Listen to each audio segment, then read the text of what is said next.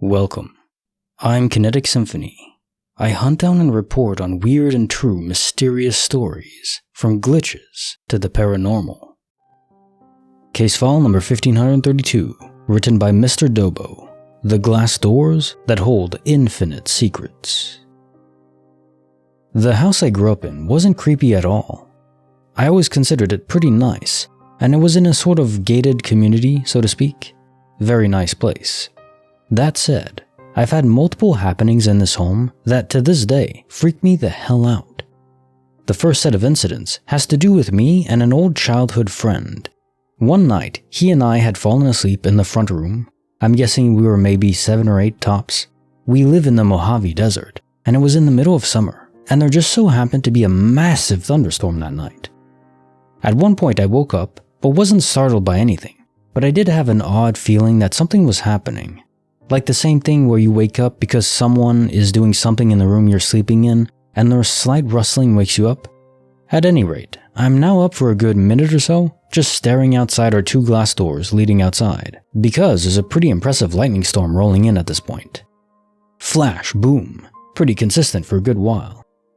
Then, after some break and a bit of silence and darkness, there comes a relatively subtle bit of lightning, but more than enough to outline and briefly show the details of a man directly outside our glass doors, holding a knife in his right hand which looked to be mid-swing coming at the door. My friend, who had no idea I'd been awake, freaks the frick out and starts screaming before my reactions kick in.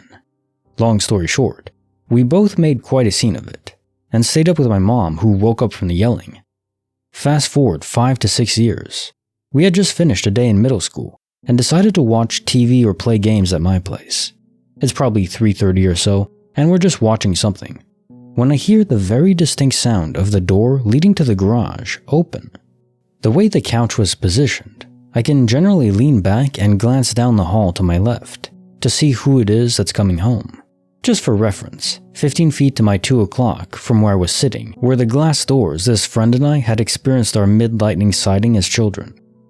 As I look, I see no one. I call out, "John? Mom? Dad?" Nothing, no response. I glance over to my bud as if to acknowledge, weird. I get up and look in the garage. The actual garage car door was closed, and I would have heard it opening anyways. No one was in there. I close the garage door leading to the house and sit back down to watch TV. About 5 minutes pass, and the exact same thing happens again. This time, I glance at my bud for a moment with an eyebrow raised and lean back again, after not hearing anyone come in for 5 seconds or so after the door had opened. I called for my family once again to see who it was, but there was no response. At this point, my bud and I were a tad freaked out, so we both got up to check out the garage. 2 sets of eyes found nothing in there. Eventually, we cracked it to find a pressure difference that was opening the door, which I wasn't buying because that garage door had never in 15 years done anything like that. This time, when I closed the door, I gave it a little slam and shimmied it back and forth a bit to confirm that this thing was shut firmly. It didn't budge. As we walked away and sat down once again to watch TV, the nail in the coffin for this event happened. We heard the attempt of someone to open the garage door. This was enough to immediately snap us into threat level midnight mode. We scrambled for something to defend ourselves with, since we were damn sure we were about to get eaten by some sort of hybrid ghost zombie or something. We both grabbed knives from the kitchen and ran. Good idea, right? Frantically to my room where we locked ourselves in to catch our breath and get our minds together. We basically confirmed with each other what had happened and how, logistically, no one or thing could have been doing this without us seeing it. We searched the garage twice, and Usain Bolt himself couldn't have messed with the door from the inside and gotten out of view by the time it took me to lean my head back and see down the hallway. There was something going on and we couldn't figure out what. We decided to search the house top to bottom together with weapons in hand. As we did, we confirmed that every window was closed and made sure that every door was dead-bolted closed. We finished at the infamous glass doors. At this point, we were still shaken and not satisfied at all that we didn't have a good answer as to what was going on, so we decided to check the garage one last time. On the way to the garage, you have to pass by my parents' old room, which is on your right. In the room, there are also doors leading to the backyard, which I personally deadbolted in our spree moments before. However, now to our amazement, The door was not only not deadbolted, but was slightly ajar. That was it, we panicked. We sprinted into the garage, out the garage door leading to the backyard, and towards the fence which led to the park in this gated community. Midway there, I biff and fall, dropping my knife, thankfully not landing on it. I swivel around to pick it back up and look up. My parents' room had a shower that had windows on the walls, which both faced out towards the backyard. They frequently hung damp clothes on the shower curtain rod to dry, and I noticed that the clothes were swinging violently, as if someone had just sprung out of the shower into their room. At this point, I'm now completely bat-crap insane, freaked the frick out. We run out of the gate and wait in the park, till we see one of my parents driving around the road to head home. We saw my dad and told him the situation, so he headed home to check it out. He found no one, but we later did take note that a handful of the clothes that were hung up in the bathroom were knocked on the floor. Never found out what the hell that was about, but that was my glitch in the Matrix story. Or a story about a psychopath that wants to murder. Not sure which one. Case notes of file 1532. The glass doors that hold infinite secrets.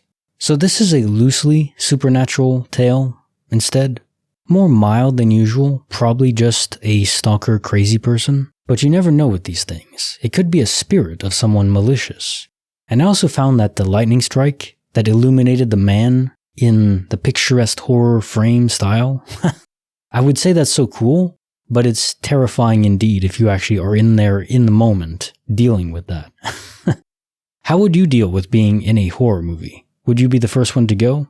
Would you venture away from the group and get eaten alive by the monster or killed by the murderer in this case? No, I think I would try to stick with the group. And now time for the quote of the day. When men are pure, laws are useless. When men are corrupt, laws are broken. Benjamin Disraeli. We have a government because we think we can't trust the other people. Okay, there's some logic to that. But here's the problem. The government is run by other people. And usually the worst people imaginable are drawn to that kind of power. So it's a conundrum. If you have no government, well, you probably get chaos, right? But then if you have government, you get chaos that's attuned for specific people. Anarcho-tyranny, I think they call it. I don't know if there's a simple answer to that, but it is something that we should all think about. Certainly, do not trust any politician. You'd have a better chance with a random person on the street. Like the video, subscribe, hit the bell. Kinetic Symphony signing off.